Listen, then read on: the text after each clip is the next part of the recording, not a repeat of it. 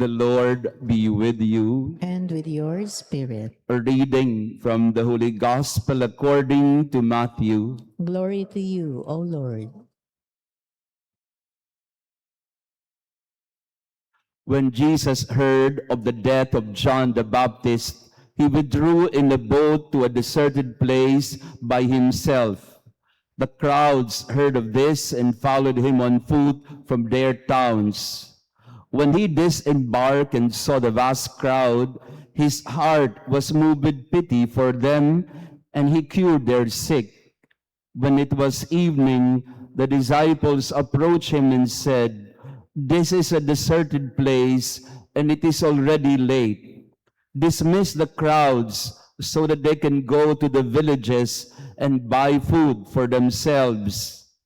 Jesus said to them, "There is no need for them to go away. Give them some food yourselves." But they said to him, "5 loaves and 2 fish are all we have here." Then he said, "Bring them here to me." And he ordered the crowds to sit down on the grass, and taking the 5 loaves and the 2 fish, and looking up to heaven, he said the blessing, broke the loaves, and gave them to the disciples, who in turn gave them to the crowds. They all ate and were satisfied, and they picked up the fragments left over, 12 wicker baskets full. Those who ate were about 5,000 men, not counting women and children. The Gospel of the Lord. Praise to you, Lord Jesus Christ. Praise be Jesus Christ. Now and forever. Magandang umaga mga kapatid. Pakibati ng good morning ang ating mga kasama at katabi. Beautiful Sunday morning to be together in prayer. And to our online parishioners, thank you for praying with us this Sunday. In Filipino psychology, there is a construct or a concept called kulelat mentality. It is a description of the tendency of so many people, us Filipinos, to look at life from a losing point of view. Laging kulelat. We always lose. Lagi tayong nasa huli. Lagi tayong talo. Laging kulang. Laging kapos. There is that dominant mentality or mindset in the minds of some people that their life is a losing proposition. There's nothing more, nothing beyond, and nothing enough. Laging kulang. Can you please face the person beside you? Kulelat ka ba? Do you have that mindset? And this is the mindset of the disciples in our gospel today. We don't have enough. We only have 5 loaves and 2 fish. What good are these for so many? For 5,000 and more, we only have 5 and 2. Kapos. So many times here in the parish, I often hear that phrase and that conversation, "Father, kapos po kami. Father, talo po kami. Father, kulang po kami." And sometimes they have this mistaken notion that pag lumapit kay Father, si Father ay ATM. Parang, I don't know about you, no? Pero pareho lang naman tayong nangangailangan. Pero minsan nagagalit sa akin. No? And too many times I have experienced that. You come to me, people come to me. Of course, I tell them, whatever way we can help, we help. But we cannot answer all your needs. Sometimes, we really have to start with what we have, with ourselves. Minsan, ang isip natin ay, walang-wala ako eh. Kaya wala nang gagawin. Tutulog na lang, tutunganga, tatambay na lang. Kasi, ang tingin sa sarili, ay wala na eh. And many times, the main hindrance to succeed in life is that kulelat mentality. But the Lord tells us He is the God of abundance. In the prophet Isaiah, in the first reading, he reminds all of us and tells us, come, come all you who are thirsty, come all you who are hungry, come all of you who have no money, come.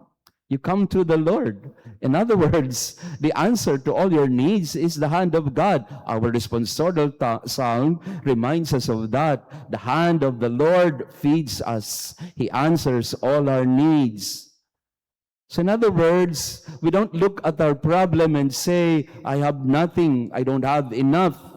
What we do instead is what Jesus asked His disciples to do. Bring them to me. Bring them to me. If all you have are 5 loaves and 2 fish, bring them to me. And He will be the one to multiply them. So in other words, in our life, the invitation is, yes, we acknowledge our inadequacies. Yes, we know and we accept and admit that we don't have enough. Many times, our provisions, our resources are really wanting, kulang talaga, kapos talaga. Pero hindi yan dahilan para magsabi na, kapos ako o di hanggang dito na lang. O kulang ako kaya talo na.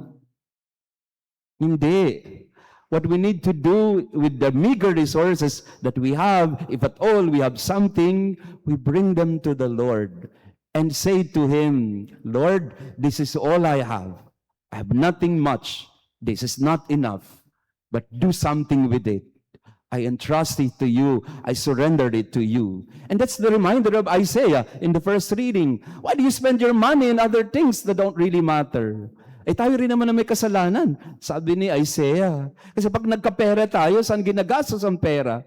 Doon sa mga hindi naman talaga kailangan. Doon naman talaga sa mga bagay na hindi naman makapagbibigay ng tunay na kapayapaan at kaligayahan. In other words, it's not that we don't have resources. Too often, we waste the resources that are given to us because we say to ourselves, this is not enough. I have asked for more. This is inadequate. I'm looking for more. Parang tingin natin, in order to succeed in life, we should have all the ingredients right away. We should have all the materials right away. That's what happens to young people too often. Kung may laptop lang ako di naging valedictorian ako, ganun. Laptop talaga ang dahilan para mag-valedictorian ka? Of course, it helps. But it doesn't determine or it doesn't guarantee that you are able to study well. Because for all you know, there are some students who have all the resources, all their materials, and yet they fail. So don't say that I don't have enough.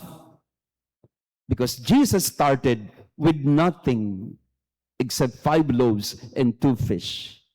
He started the miracle of the multiplication, not with the 5,000 bread. He did not have enough, but all he had, he started with it.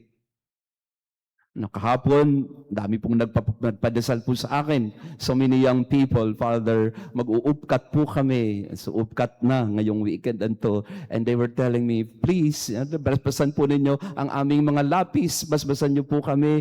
And I do pray for them. I hope that these young people really get into UP, na alam naman natin ay napakahirap pumasok. But at the end of the day, I was telling them, just do your best. And if it is given, it is given. If not, then try again. Maybe other schools, wala sa eskwelahan yan. May mga bata kasi na, hindi, kailangan UP ako, o kailangan Ateneo ako, Lasal ako. Bakit wala na bang ibang university na makapagbibigay sa'yo ng magandang, sorry sa mga sa kabataan nandito. Wala sa eskwelahan yan. Nasa nag-aaral yan. At siguro, pasensya na mga bata na sermon kayo ni Father, sa mga matatanda naman tayo. Tayo naman, mga nanay, tatay, kulelat mentality, ay kawawa naman ng aking pamilya, kawawa naman ako, kawawa kami, laging tuyo ang ulam namin, kawawa naman kami, kapos lagi, kapos palad lagi, nandyan na tayo. We admit our limitations in life. Wala tayong enough. We don't have enough.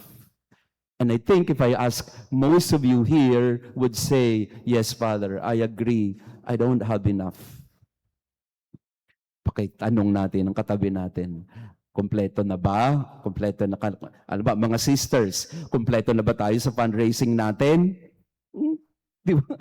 Lagi din tayo kapos, di ba? Gusto-gusto nating makatulong sa maraming mga tao, pero wala eh. Hanggang dito lang ang kaya natin eh. How I wish we can feed all the street dwellers, we can give them homes and shelters. How I wish we can change people's lives and give them more than enough in life. But I think that is not happening. Why?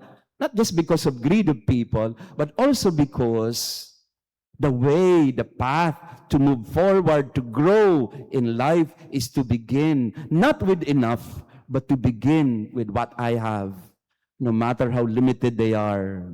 Mga bata, hindi naman nagtatagumpay ang tao dahil kompleto, dahil may sasakyan siya, dahil may bahay siya, dahil may pera siya sa bangko. Hindi tayo nagsisimula para parehong ganyan. Kailangan tayong magsimula sa 5 tinapay, 2 isda. Ipaubaya sa kamay ng Diyos.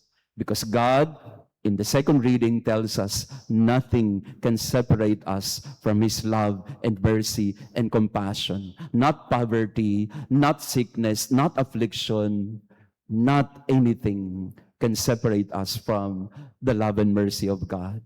He will always help us. Tutulungan ka ni Lord. You have to believe in that. Kulang ngayon, okay lang yan. Diyan tayo magsisimula, tutulungan ka ni Lord dyan. Kung maraming mga iniisip tayo sa buhay ngayon, walang pera, walang trabaho, walang ambisyon, wala, kahit ano wala. The Lord tells you today, hindi, mali, meron. Meron. Ang pakisabi sa katabi mo, meron, meron, meron. Kahit ang isip mo sinasabi, wala, wala, wala. Ang sinasabi ng Panginoon sa iyo, children, sinasabi ng Panginoon sa iyo ngayon, meron, meron yan. Hindi lang kompleto sa ngayon, pero meron yan. And you can live with that, you can start with that. Jesus did not begin with 5,000 bread. He fed 5,000 with just 5 bread. And I think it can happen also in our life if we surrender the meager provisions we have to the generous hands, to the wonderful and caring hands of Jesus. Praised be Jesus Christ. now and forever. Let us pray. Accompany with constant protection, O Lord, those you renew with these heavenly gifts, and in your never-failing care for them, make them worthy of eternal redemption through Christ our Lord. Amen. Maraming salamat sa inyong pagdalo sa ating misa. Thank you, brothers and sisters, for coming to Mass, and to our online parishioners, thank you for praying with us. Again, dear friends, always remember, God is more than enough. He will provide. He will provide. We start with nothing and a little, but the Lord, and in His hands, everything can prosper. So entrust your inadequacies to the Lord. Let the Lord multiply whatever meager provisions that you have. That is how generous our God is. Amen. So huwag matakot. Taas ang kamay na walang pera ngayon. Huwag takot. Meron yan. Meron yan. May mautangan tayo mamaya. The Lord always provides. The Lord be with you. And with your spirit. And may our loving God bless you and your family, the Father, the Son, and the Holy Spirit. Amen. Our Mass has been offered. Go in peace to love and serve the Lord. Thanks be to God.